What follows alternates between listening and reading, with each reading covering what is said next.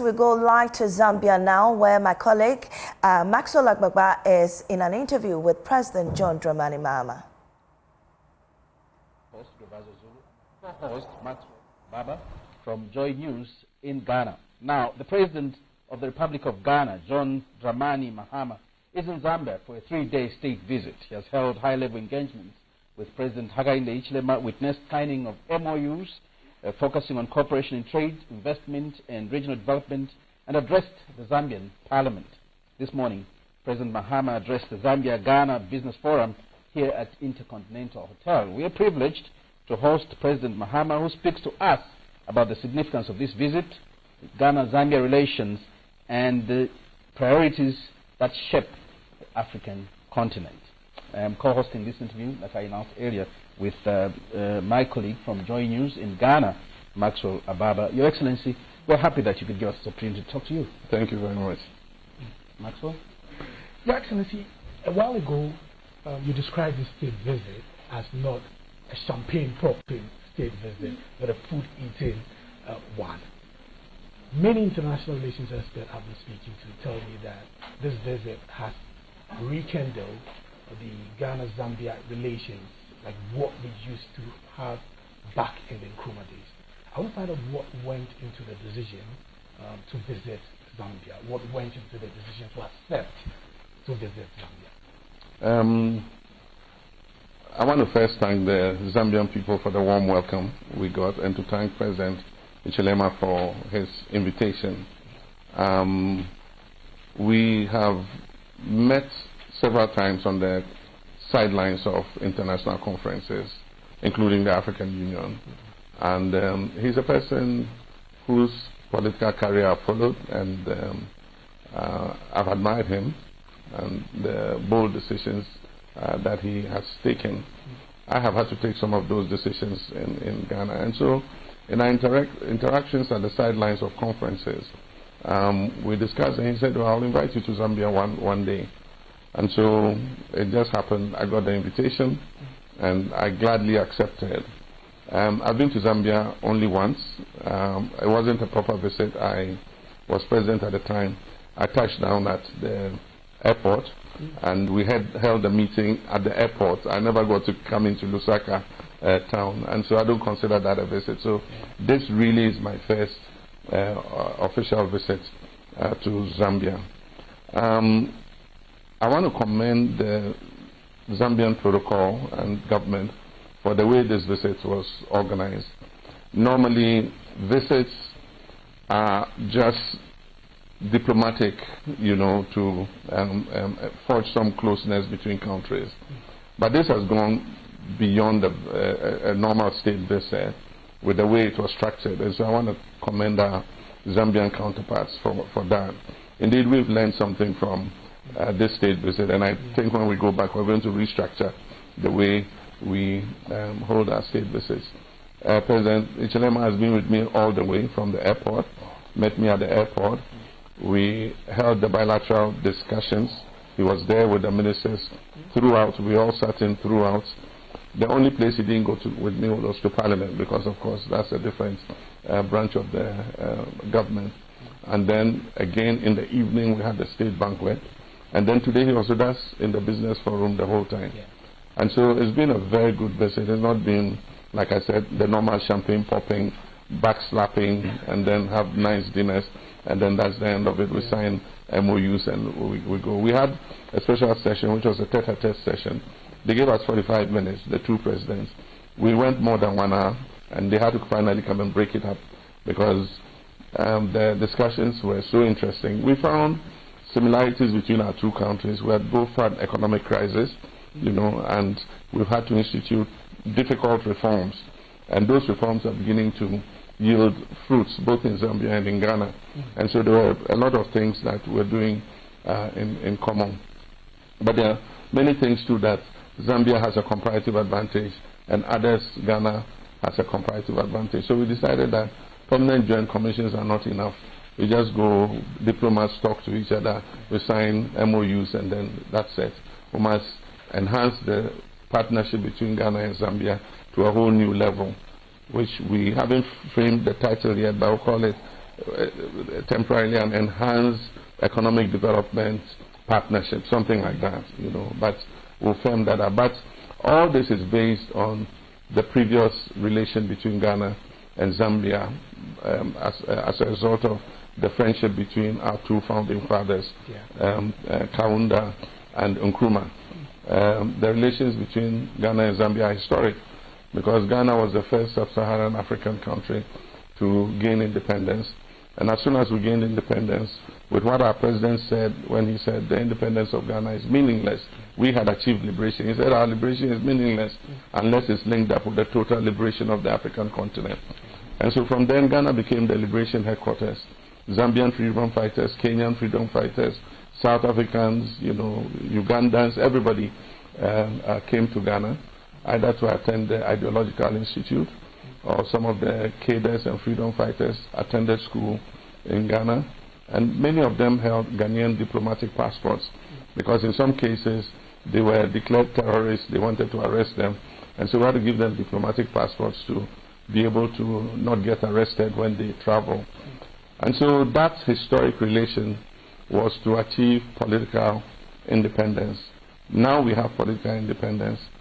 The responsibility for us, the current day leaders, is to achieve economic independence, economic transformation, and build prosperity for our people. And so we recognize that. Your Excellency, just to take you back a bit, I know it's been a very busy 3 days for you. You barely had time to rest. I want you to dig deeper. What are your takeaways? I know you did list some of them this morning. You spoke about energy, you spoke about agriculture. What are some of the key takeaways that you're going with home? Well, the takeaways are on 3 fronts. One is strengthen the personal relations between myself and President Ichilema. We've known each other, like I said, we've met several times in international fora, but this is the first time him and I, you know, have been in the same space continuously for that period of time. I love his calm disposition. You know, he's a very thoughtful person, and he speaks eloquently, and he also said he's been admiring me from a distance, and so it means that it's created a personal, you know, bond between us. Then aside from that, we'll take the bilaterals. We signed 10 MOUs. We've had several official and state visits where we signed MOUs. This is the largest number I've ever seen us sign between Ghana and any country. And so that's good. But some of the MOUs stand out for me. The first one is the visa-free travel for all categories of passport holders, from diplomatic to ordinary passports. And so it means that with the signing of that MOU, Zambians don't need a visa to come to Ghana, and Ghanaians don't need a visa to come to Zambia. And so that's a significant move forward. We've been trying to achieve this free movement of people within Africa. It's been difficult. We've tried to pass the protocol several times. It hasn't happened. And I think that we can start to do it bilaterally. And so Zambia and Ghana, Ghana and Kenya, Ghana and another country, Zambia and another country, and then gradually we'll build it up. Indeed, President Obasanjo has spoken to me, and we came up with an idea of forming the League of Nations for Free Movement of African people. And so far, he suggested 8 countries to begin. And as other countries agree, they can come and join. And so we'll have visa-free for all the 8 countries within the league. And so we can travel to each other's countries without a visa. And gradually other countries will join. Because if you want to wait for the protocol on free movement, it will take forever. And so that's one of the MOUs that stands out for me. The other one is the agreement on standards between our Ghana Standards Authority and the Standards Authority in Zambia. And one of the hindrances to fully realizing the African Continental Free Trade Area Agreement is the difference in standards. And so we need to harmonize our quality standards, including phytosanitary and all that, so that we know that if the Zambian Standards Authority declares something as approved by the Zambian Standard Authority, it will be just as good as if the Ghana Standards Authority approved it. It will make it easier for us to exchange goods, because once we get an import from Zambia and it has the stamp of quality of the Zambian Standards Authority, it's as well as if our Standards Authority did it. And so you don't need to take the product to our Standards Authority to test again to find out if it meets our quality standards. So that's the second MOU I thought was, a very useful one. The third is a bilateral air services agreement, that is to open the skies between Zambia and Ghana.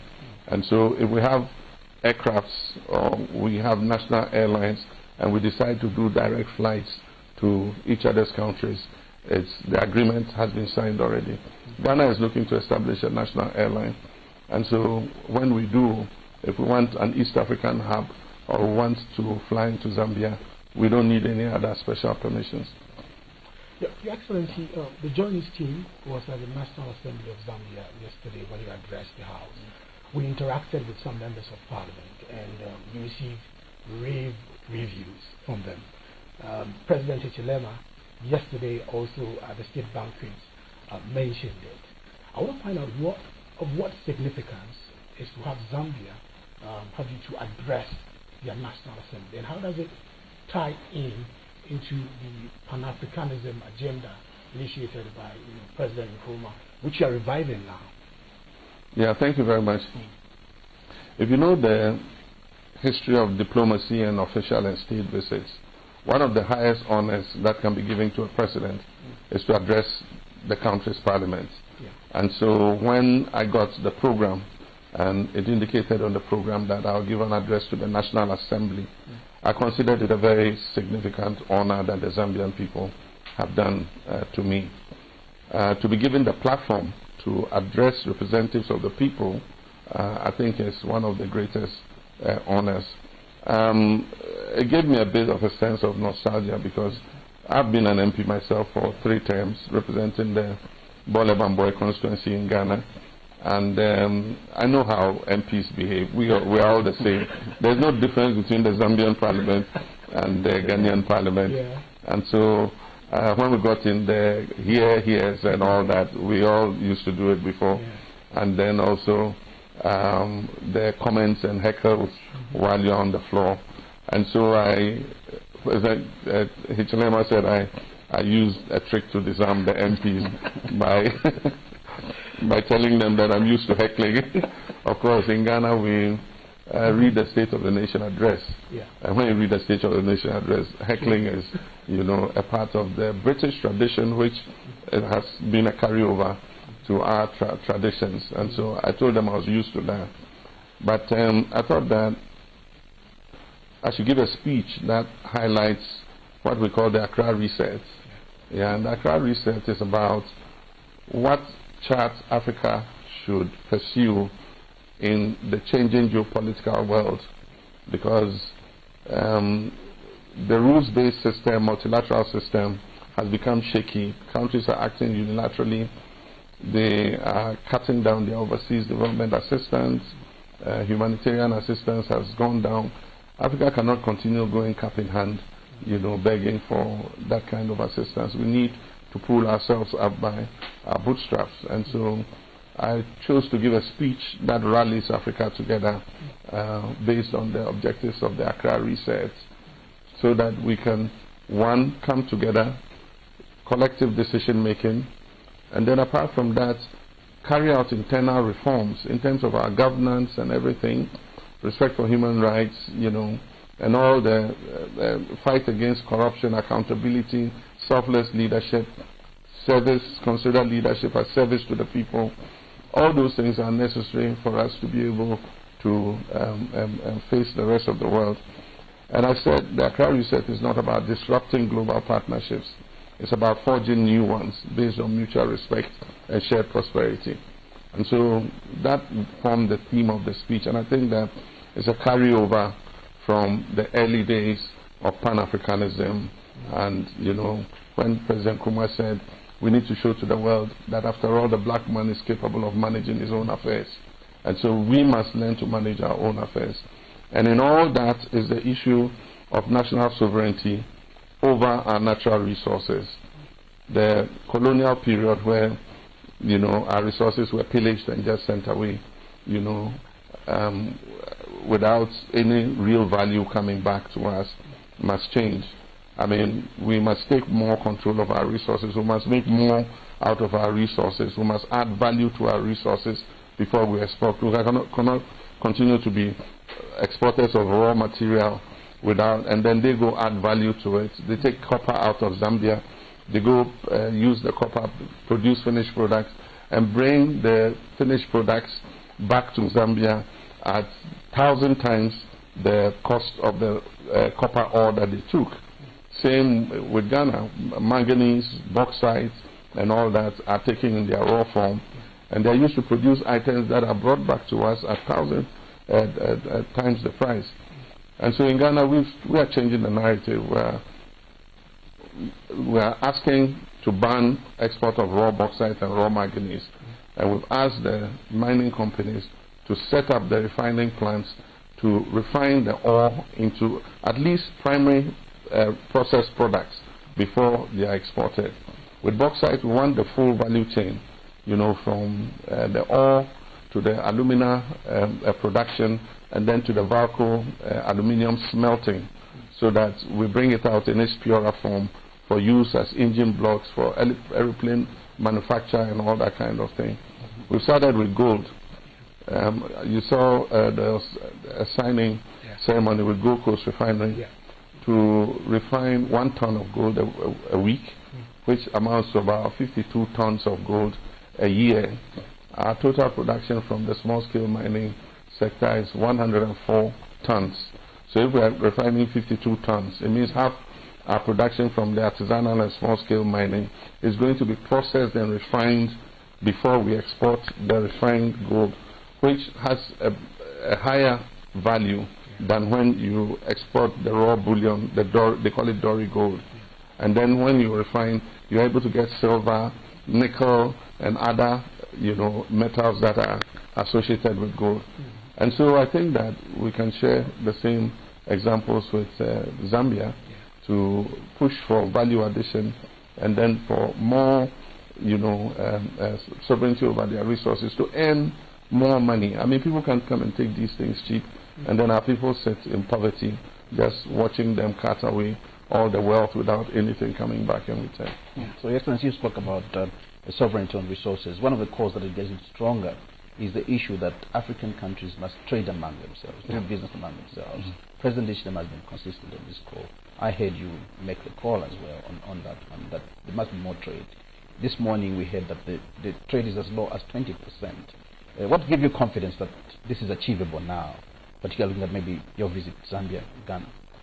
The trade is actually far below. It's between 11 and 15% averagely.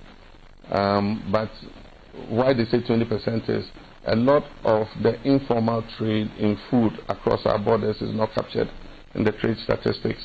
So it might be higher than even 20%, because in Ghana, I mean, they carry maize across the border. They don't go through any border point there. We don't have any border anyway. People walk across from country to country without any restraints. And so we have markets on this side of our border. In Ghana, there are markets on the Togolese side. And so when there's market there, people carry yams and, you know, potatoes and cassava and everything, and cross and go and trade. And when there's a market day on our side, the Togolese come. A lot of that trade is not captured in the statistics, so it might be higher. But the formal trade is quite low. It's estimated at about 11%. It's the lowest amongst all continents. And so it was a good news when we passed the protocol on the African Continental Free Trade Area, whose secretariat is based in Accra. Now, there are two challenges the African Continental Free Trade Area face. First is the issue of standards. Actually, three. First is the issue of standards, harmonizing our standards, which is what we in Zambia are working at. The second is payments and settlements. You know, we have to exchange dollars to buy products from Ghana, and Ghanaians have to exchange dollars to buy products from Zambia. We must get rid of that. We must find a way of trading in our own currencies, and that is what the Pan-African payments and settlement system is supposed to achieve. The third challenge is the logistics for moving goods amongst African countries. Because of our colonial experience, the railway lines, the roads and everything are designed in a way to export, to Europe and other places, and not to ourselves. You find that between two countries, even the road network is poor. If I wanted to export goods to Senegal or Morocco, the road between Ghana and Senegal hardly exists. I mean, in some places it's a dead track, and so we were not meant to trade amongst ourselves. We were meant to trade with our European colonizers. And so the logistics were not there. Short railway tracks just to bring things, extract raw material from our countries to the ports for export to Europe and other places. So infrastructure, the logistical infrastructure for trading amongst ourselves is also a problem. And that's why we have to leverage the money to be able to put in that infrastructure. There must be trains going between Zambia and Ethiopia, Zambia and, I'm sure you have a rail between you and Mozambique or something. But there must be trains going everywhere where we can carry heavy cargo cheaper. There must be roads interconnecting our countries. And if we're able to put in that infrastructure, the trade will develop, the trade networks will develop, so that it's not more expensive to trade amongst ourselves than to trade with Europe. All the ships are going to Europe. If I send a container to Tema Port just now and I say I'm sending it to Rotterdam or to Netherlands or to somewhere, within 2 weeks it should be there, or even less, because there's always a ship going. But if I say I'm bringing something to Zambia, it will have to probably go to South Africa. How many ships go from Ghana to South Africa? I might even have to ship it to Europe and put it on another ship to come to South Africa, and then from South Africa to transport it to Zambia, and so it increases the freight charges and all that. So those are the main logistical constraints, and these are the things that we discussed with President Hichilema to see how we can improve trade amongst ourselves. And today at the Business Forum, one of the important things he said was that let's generate import lists of our two countries, and let's look at those import lists. Ghana imports beef. Zambia has excess beef. Can we import our beef from Zambia instead of importing it from Argentina and Brazil? Ghana produces aluminium products, electricity transformers, and all that kind of thing. Can we import those transformers from Ghana instead of from China? Once we have the import list, we can look at where Zambia has a comparative advantage and where Ghana has a comparative advantage, and begin to increase the volumes of trade amongst ourselves. Your Excellency, the Joine's team was in the Central Business District of Lusaka, and we interacted with some of the market women there. A 72-year-old woman I spoke to said Ghana and Zambia are like twins inextricably tied at the umbilical cord. And she said this because of the current trajectory the two countries are. However, we know the power of global shocks. Our inflation is currently 3.8 in the single digits, all-time low. But we know the power of global shocks. No economy is immune to that. I want to find out from you, does that keep you awake at night? Or you think we have sufficient buffer to continue on the path that Ghana is on? Oh, it keeps every leader awake at night when the next global shock will happen. Yeah. It could be a financial meltdown. Yeah. It could be a pandemic.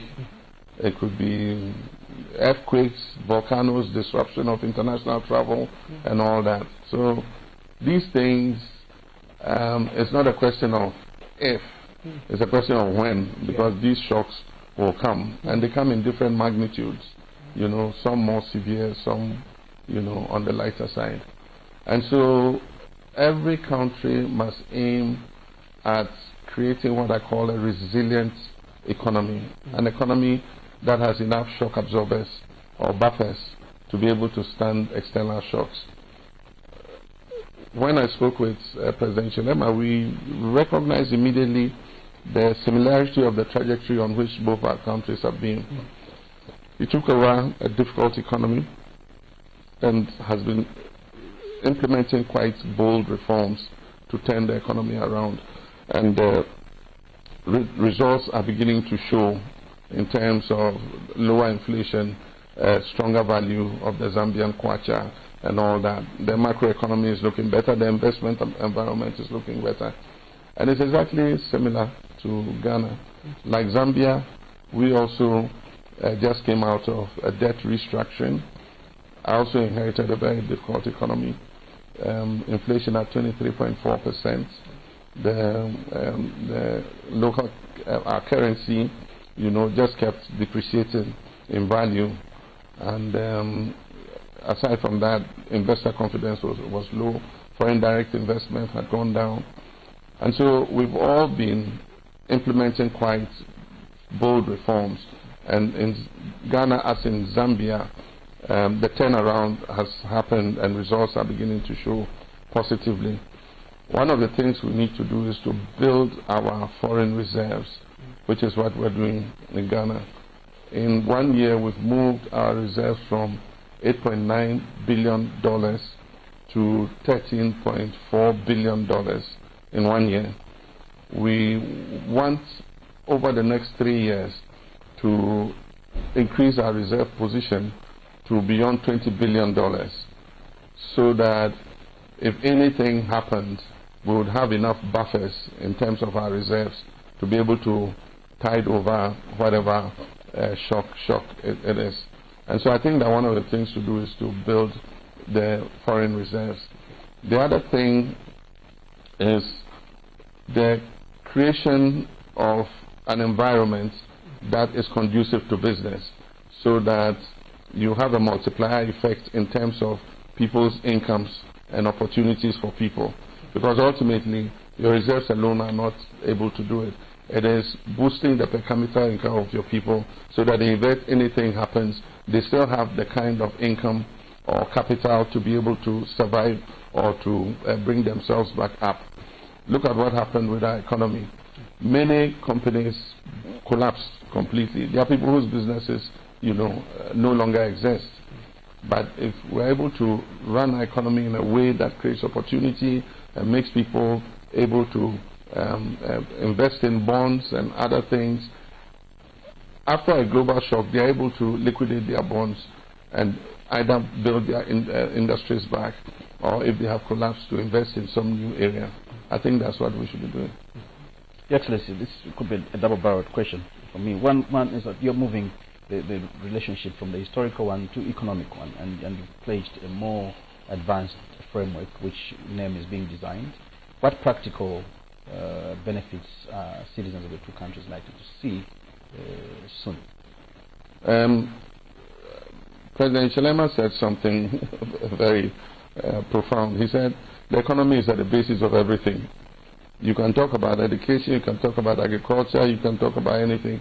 If the economy is, not doing well, you can't raise the resources to invest in these areas. And so the economy is at the basis of everything. And that is why we say we should move to an economic partnership agreement, so that we're able to exchange knowledge and material in areas where we have comparative advantages. And I mentioned some of them at the Business Forum. Zambia's agricultural sector is very well developed, and so they have developed the research to produce improved seeds and so on and so forth. I think they are at a level that is far higher than we are, and so currently we import improved seeds from Zambia, and President Chilema was very gracious to give me 1 ton of maize seed for my farm, and so I thanked him for it. I'm going to use what I can and then distribute some of the seeds to farmers who are neighboring my farm. And so I believe that it will be beneficial, economic partnership agreement. One, it will boost trade between our two countries. And two, it will allow us in real time, because of the similarity of our countries in mining and all that, to be able to compare notes for our own mutual benefit. Your Excellency, if I don't ask this question, I'm sure our compatriots and then of course Zambians who are watching us right now will not be happy with me. You've triggered a new wave. It's a Fugu revolution in Ghana right now. A lot of Ghanaians have posted pictures of themselves in smoke. Today at the Independence Square, renowned photographer Yao Pare is organizing a free photo shoot for all the people who in smoke who come to the Independence Square. One of my colleagues at Joy News, Hits FM, he launched a Wear Fugu Friday just yesterday and is receiving a lot of reviews. I want to find out from you. You have always been a supporter of Made in Ghana. In fact, it was actually part of your campaign message, and you've made a conscious effort to always wear locally made clothes. What do you make of the new smoke wave that you've inspired? Okay, it's called the smoke in English, but in our language, some people call it fugu, some call it batakari. Yeah. Now, this is a traditional dress that is made by a local industry. It's part of our culture, and so in the past, it was worn by kings, royalty, and also warriors. When our warriors were going to war, they wore smokes, and the belief was that the smokes were soaked in some herbs, and then some spiritual thing was done. So when you fire a bullet, it can't penetrate, you know. And so the smoke portrays a lot of things in our culture. And significantly, on the day Ghana, the first sub-Saharan African country to gain independence, on the day our independence was declared, our president, Kwame Nkrumah, was wearing a smoke. He and all the freedom fighters were wearing smoke. So smokes have become an integral part of our cultural identity. And I've won the smoke to the United Nations, the highest platform in this world. I'm surprised that Zambians didn't see me in a smoke last September. Came closer. Yeah, when I gave the speech that everybody's talking about, I was wearing a smoke. I'm surprised that they didn't notice it till I visited Zambia. But the smoke weavers in Ghana will be very happy because I, by power of social media, have giving them branding and marketing that they couldn't ever have dreamed of ever getting, and I'm sure that by the time I leave here, the number of searches for fugu, batakari, and smoke, is going to be quite high. And it was just because of an innocuous statement. People were commenting about my arrival, and one person said, "Oh, but what blouse is he wearing?" That's it. And it triggered a whole social media firestorm. But incidentally, you know what? When I arrived, we exchanged gifts, myself and President Chilema. He gave me a beautiful carving, Zambian carving, and I appreciate it very much. I'm going to put it in my office and label it as a gift from President Chilema. And then I gave him a fugu. So what I wore, I gave him one of that. And so he said he's going to order some more and then distribute it to his Zambian countrymen. But one of the things that I have brought into my presidency is to promote the local garment industry. And so all my clothes are made in Ghana. They are sewn by Ghanaian designers. Yeah, so all these safari suits and things I wear are sewn by local designers. And that's what I wear every day, to work, to official functions. And the thing is, I told President Chilema, I can understand that you wear suits because your part of the continent is colder. Our part is warmer than yours. And so we need to adapt to clothes that make us comfortable in the warmer weather. You probably have to wear a jacket, and so you have to wear a suit or something to be able to keep yourself warm. But we have to wear clothes that will make us feel cooler. And so it's more appropriate for me to dress like this than to wear a suit and a tie in the hot sun. And so that's it. But I thank Zambians for marketing our fugu for us, and it might become an export item in our bilateral trade. We'll export some fugus here and create a new fashion trend. Your Excellency, on that lighter note, I wish to thank you. I know something. The fugu is appropriate because you see the sleeves are very big, and then from under to when the weather is hot, you are able to get ventilation. You know, from it. Yeah. Your Excellency, thank you so much for your time. I hope you enjoyed your stay in Zambia. Very much. I wish you a safe travel. I'll be back. But this time on vacation, I'm not going to come to work. To visit the Victoria Falls. Victoria Falls, yes. You've been watching a special interview with the President of Ghana, His Excellency John Mahama.